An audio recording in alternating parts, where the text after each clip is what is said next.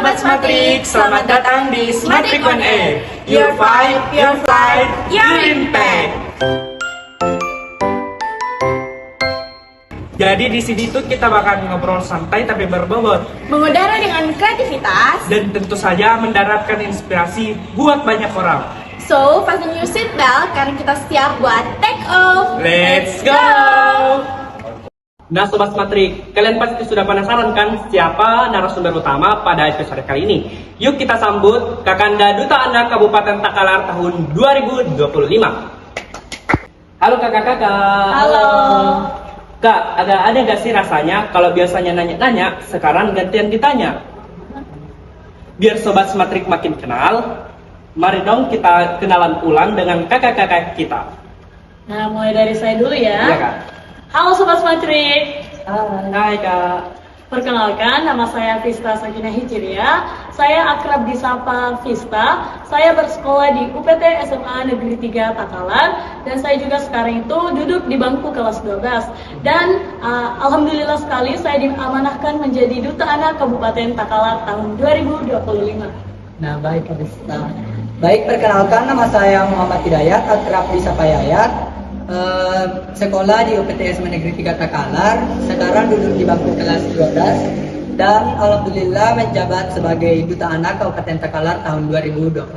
Wah, keren banget ya Sobat Smatrik. Nah, tapi saya mempunyai satu pertanyaan nih Kak. Apa sih Duta Anak itu? Saya dulu ya. Iya Kak. Nah, Duta Anak sendiri menurut saya itu bukan hanya sekedar gelar, tetapi penuh dengan tanggung jawab yang harus kami laksanakan. Di mana kami di Takalar sendiri sebagai forum anak itu menyediakan wadah bagi anak-anak Takalar untuk bisa mengungkapkan segala aspirasinya yang mereka tidak bisa ungkapkan di keluarganya. Maka dari itu, forum anak atau Duta Anak Penerangan Takalar hadir untuk membantu seluruh anak-anak yang ada di Kabupaten Takalar. Bukan begitu Kak Yayat? Nah, betul sekali yang dikatakan oleh Kak Vista tadi bahwa Duta Anak itu bukan hanya sekedar gelar, tetapi ada tanggung jawab yang harus kita jalankan. Nah, Duta Anak juga itu bukan hanya sekedar Duta Anak, melainkan kita akan menjadi role model untuk anak-anak yang ada di Kabupaten Takalar agar mereka dapat menyampaikan aspirasi yang mereka ingin sampaikan kepada orang. Karena banyak anak-anak di Kabupaten Takalar itu tidak memberanikan diri untuk menyampaikan aspirasinya. Jadi Kak, gimana caranya Kakak bisa menjadi Duta Anak? Terus, apa motivasi Kakak untuk mendaftar sebagai Duta Anak Kabupaten Takalar tahun 2025? Baik, yang saya pertama yang menjawab. Jujur ya Sobat Smatrik, motivasi saya itu untuk mencalonkan untuk menjadi Duta Anak Kabupaten Takalar tahun 2025, yaitu termotivasi oleh salah satu Duta Anak sekaligus pengurus OSIS UPT SMA Negeri 3 Takalar. Dan yang kedua tentunya dukungan dari kedua orang tua saya yang mendukung penuh saya untuk mencalonkan sebagai Duta Anak Kabupaten Takalar. Dan yang ketiga mungkin ini dia bisa dibilang agak freak ya, karena jujur untuk mencalonkan itu saya nggak FOMO sih mengikut dengan teman, karena saya pikir ya Duta Anak itu kayak semacam apa ya, organisasi yang dimana kita itu kayak santai aja gitu. Tapi ya karena mungkin udah rezeki udah terpilih, jadi kami harus menjalankan jabatan tersebut. Nah, itu tadi cerita dan motivasi dari Kak Yayat. Selanjutnya kita dengarkan motivasi dan cerita dari Kak Vista. Nah, terima kasih untuk kesempatannya, moderator. Nah, saya sendiri itu mempunyai motivasi mengapa saya memilih untuk mendaftar sebagai Duta Anak Kabupaten Takalar.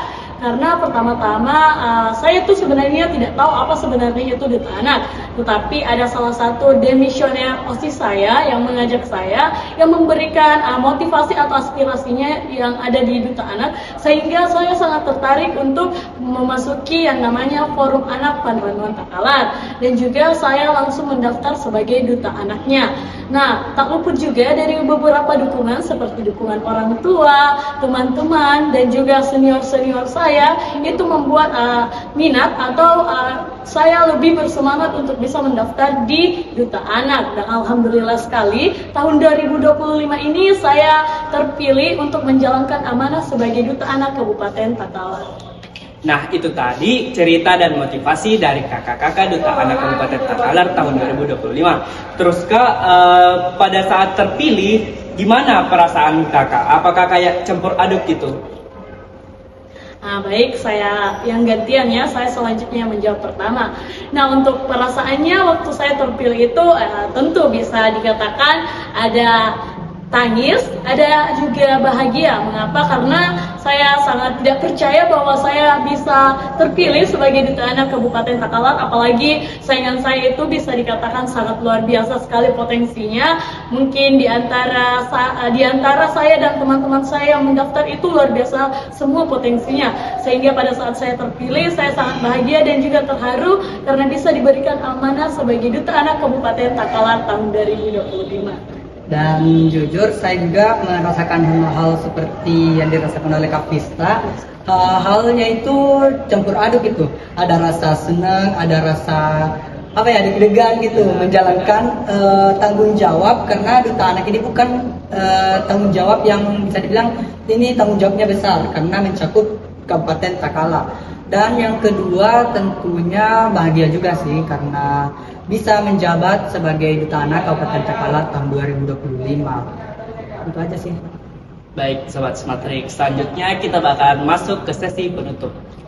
Nah, Sobat Smatrik, sebelum kita landing, boleh dong kakak-kakak kasih satu pesan untuk Sobat Smatrik, khususnya gimana caranya anak muda sekarang untuk bisa berani tampil dengan bersuara tapi tetap positif. Dimulai dari Kak Yayat. Baik, terima kasih atas kesempatannya. Pesan saya untuk Sobat Smatrik dan teman-teman lainnya, beranilah mengungkapkan aspirasi kalian. Bisa jadi aspirasi kalian itu bisa memberikan hasil yang maksimal untuk masa depan. Karena satu suaramu bisa menjadi aspirasi untuk masa depan. Selanjutnya dari Kak Vista.